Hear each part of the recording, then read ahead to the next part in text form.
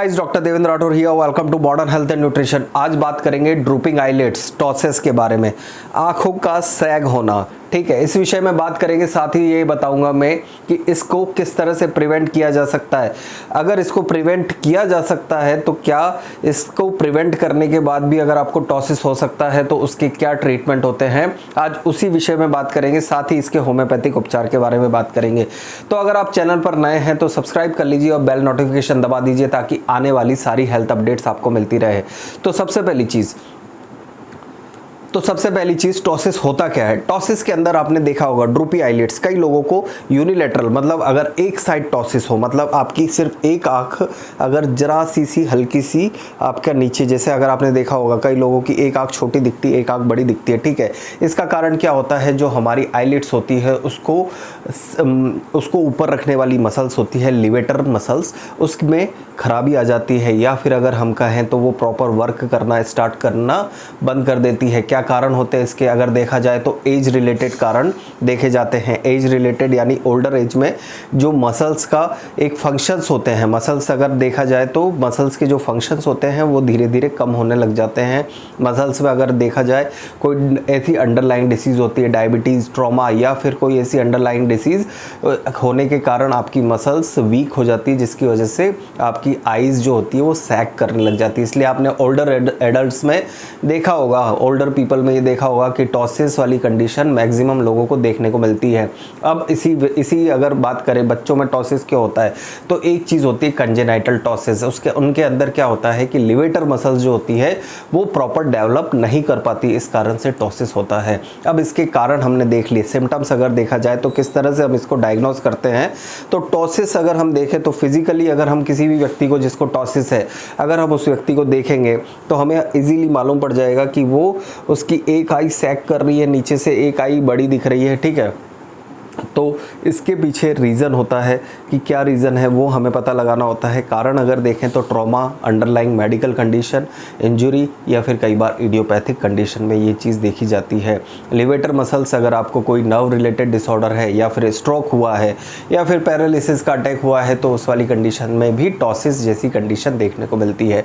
अब आपको टॉसिस जैसी कंडीशन है, अब आपको टॉसिस जैसी कंडीशन हो गई है, अब उस वाली कंडीशन में किस तरह से इसका प्रिवेंशन कर सकते हैं। तो प्रिवेंशन के बारे में अगर हम बात करें तो इस चीज़ का हम पता नहीं लगा सकते। पता हम जब प्रिवेंशन किस चीज़ में कर सकते हैं प्रॉपरली, अगर हमें उस चीज़ के बारे में पता हो कि ये डिसीज़ हमें होने वाली है तो हम उस चीज़ को प्रिवेंट कर सकते हैं। लेकिन टॉसिस वाली कंडीशन में ऐसा नहीं होता है, क्योंकि हमें पता ही नहीं पड़ता कि ये वाली कंडीशन कैसे होती है। कई बार ये ग्रेजुअली धीरे धीरे अपीयर होती है, और कई बार धीरे धीरे अगर देखा जाए तो इसके सिम्टम्स हमें देखने को मिलते हैं।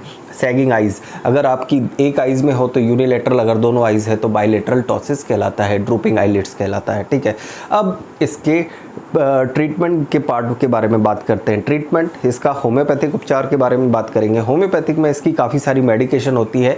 ऐसी मेडिकेशन हम देते हैं अगर ओल्डर एडल्ट्स है, अगर आप एडल्ट्स हैं। ठीक है, अगर आपको कंजेनाइटल टॉसिस होता है तो ये वाली कंडीशन होती है कि धीरे धीरे आपकी मसल्स डेवलप होती है, चली जाती है, ठीक हो जाती है। लेकिन कई बार इसकी मसल्स में प्रॉपर अगर देखा जाए तो जो बोलते हैं ना हम कि प्रॉपर ग्रिपिंग, अगर एक मसल्स, अगर आपने देखा होगा, एक चीज़ आपने सुनी होगी कि मसल्स वीकनेस है और उस कारण से उसकी प्रॉपर ग्रिपिंग नहीं आ पा रही है, तो इसलिए क्या करवाते हैं हम लोग, जैसे डायबिटिक न्यूरोपैथी हो जाती है। ठीक है, डायबिटिक न्यूरोपैथी हो गई, आपका मसल्स बहुत वीक हो गया, मस्कुलर डिस्ट्रोफी वाले केसेस में, तो हम क्या करवाते हैं, मसल्स की एक्सरसाइज करवाते हैं। ठीक है, लेकिन ये वाली कंडीशन क्या होती है, धीरे धीरे इसकी मसल्स ऑटोमेटिकली स्ट्रॉन्ग होती है और टॉसिस वाली कंडीशन ऑटोमेटिकली चली जाती है। लेकिन अगर आपको कंजेनाइटल टॉसिस है, स्पेशली बच्चों में, तो आप क्या कर सकते हैं, ओल्डर एडल्ट्स में क्या कर सकते हैं, अब उस विषय में हम बात करेंगे कि क्या मेडिकेशन होती है होम्योपैथी में।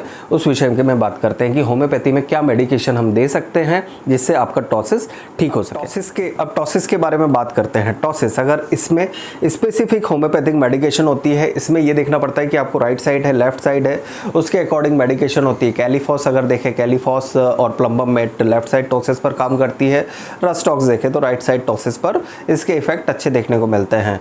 और अगर देखें होम्योपैथिक मेडिकेशन, अगर आपको मसल्स रिलेटेड इंजरी के कारण हुआ है तो मैकफॉस और सिमिसिफिवर या एक्टियर एसिमोसा, ऐसी मेडिकेशन हम स्टार्ट करते हैं। जेल्सीमियम और कॉस्टिकम के भी इसके इंडिकेशन देखे देखे जाते हैं। लेकिन पर्टिकुलर एक मेडिकेशन में जब भी बताता हूँ, एक डिस्क्लेमर के साथ बताता हूँ कि आप ये जो भी मेडिकेशन है बिना डॉक्टर की सलाह के ना लें, क्योंकि हो सकता है कि आपके इंडिकेशन अलग हैं और आपने मेडिकेशन ले ली। अगर आपको लेफ्ट साइड टॉसिस है तो भी ऐसा नहीं है कि ये आप में कैलिफॉस या फिर प्लम्बम मेट काम करेगी, लेकिन अलग अलग पेशेंट में अलग अलग मेडिकेशन कई बार देनी पड़ती है। कई बार कॉन्स्टिट्यूशनल मेडिकेशन से ही काफ़ी अच्छे रिजल्ट देखने को मिलते हैं। अब नेक्स्ट इसका जनरल मैनेजमेंट आता है। जनरल मैनेजमेंट, आपको टॉसिस हो गया है, होम्योपैथिक मेडिकेशन या फिर कोई भी मेडिकेशन लंबे समय तक चलेगी उस वाली कंडीशन में, तब तक के लिए आप क्या कर सकते हैं, ठीक है, तब तक के लिए आप है ना अपनी आइज़ की एक्सरसाइज करते रहें, ठीक है। आइज़ की एक्सरसाइज जो होती है हमारी एक जो रहती है आइज़ जो हम माइग्रेन और स्पेशली चक्कर के एक्सरसाइज में करते हैं, ठीक है, वो वाली आप एक्सरसाइज करते रहें। साथ ही हमें लिवेटर मसल्स के लिए होता है, लिवेटर मसल्स में हम क्या करते हैं, क्रचेज आते हैं, ठीक है, आपके अलग टाइप के ग्लासेस आते हैं जिसके द्वारा आपका जो टॉसिस है उसे काफ़ी हद तक हम मिनिमाइज़ कर सकते हैं कि वो कम से कम दिखे, ठीक है। एक ही वाली कंडीशन कर सकते हैं। और अगर आपका कंजेनाइटल टॉसिस है और अगर आपने 6 मंथ टू 1 ईयर तक आपने होम्योपैथिक मेडिकेशन ले ली और आपको अगर देखा जा रहा है कि कोई रिस्पॉन्स या फिर कितना रिस्पॉन्स मिल रहा है, उस पर आपका फ्यूचर ऑफ ट्रीटमेंट डिपेंड करता है, ठीक है। कभी कभी ऐसा देखने को मिलता है कि लिवेटर मसल्स कई बार बिल्कुल भी डेवलप नहीं हो पाती है, उस वाली कंडीशन में हमें सर्जरी की तरफ भी जाना पड़ सकता है, ठीक है। कोई भी ट्रीटमेंट बुरा या ख़राब नहीं होता, ठीक है, लेकिन बिना सर्जरी के हम पहली बार होम्योपैथी को प्राथमिकता, मेडिकेशनल ट्रीटमेंट और जनरल मैनेजमेंट को हम प्राथमिकता दे सकते हैं। तो ये था मेरा व्यू ऑन टॉसिस के बारे में। होप सो आपको पसंद ज़रूर आया होगा। पसंद ज़रूर आया है तो वीडियो को लाइक ज़रूर कर दीजिए, शेयर कर दीजिए और साथ ही चैनल को सब्सक्राइब कर दीजिए ताकि आने वाली हेल्थ अपडेट्स आपको मिलती रहे। Thank you so much guys और जय हिंद।